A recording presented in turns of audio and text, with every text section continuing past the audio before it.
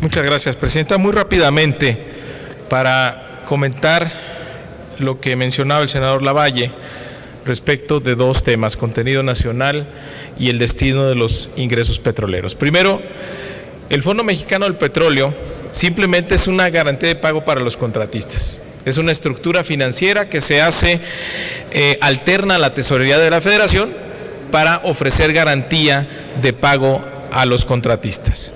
El presidente del Comité Técnico es el secretario de Hacienda, por eso no es una ficción. Ahora, el orden de prelación, primero, efectivamente, usted lo dijo casi perfecto. El primer destino son los contratos, la retribución de los contratos. El segundo destino es el equivalente al 4% del PIB para el presupuesto.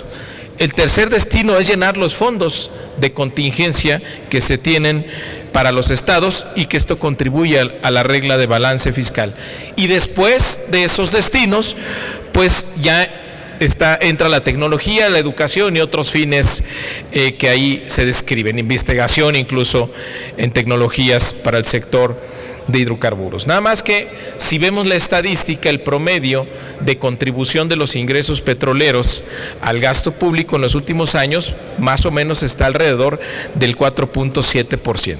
De tal manera que si quisiéramos que llegara a partir del orden de prelación establecido en el fondo recursos a tecnología y educación, significa que el crecimiento de los ingresos petroleros debe ser superior al crecimiento del PIB.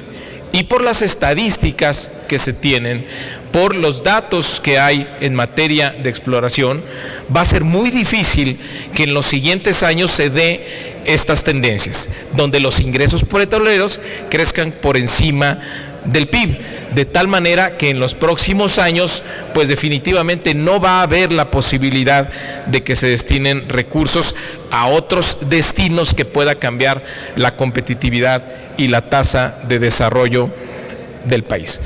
El contenido nacional siempre es polémico, es decir, no se puede por decreto pretender que un porcentaje de las actividades estén cubiertas por la industria nacional, máxima en una industria que prácticamente no existe, como es el caso de México. Entonces, se dice, por un lado, que tratar de poner estos porcentajes puede llevar a ser ineficiente la atracción de capitales extranjeros.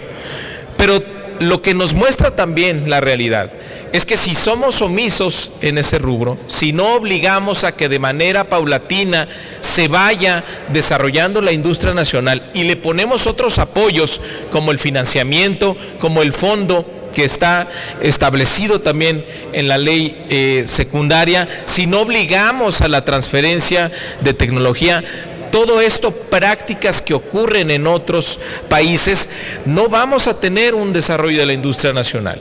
Entonces, ¿cómo balanceamos entre esos dos escenarios?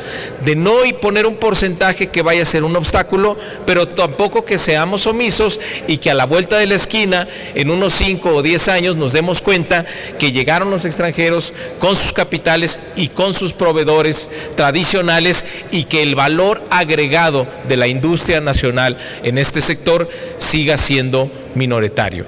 Creo que ahí es donde tenemos la gran oportunidad de ser mucho más estrictos, mucho más ambiciosos en obligar a que esto ocurra. Es un sector estratégico, no nos puede volver a pasar como nos ha ocurrido en otros casos. Ponía el ejemplo, y con eso termino, del caso de la industria automotriz.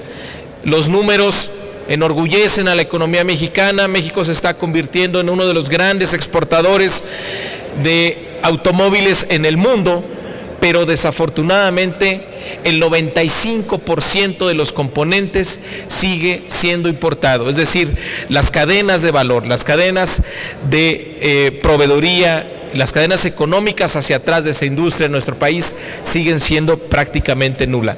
Esto no nos puede volver a pasar en el caso del sector energético. Tenemos todo para ponerlo en la ley y obligar a que esto pase. El mercado no lo va a resolver y el mercado no va a provocar que suceda de manera espontánea. Muchas gracias.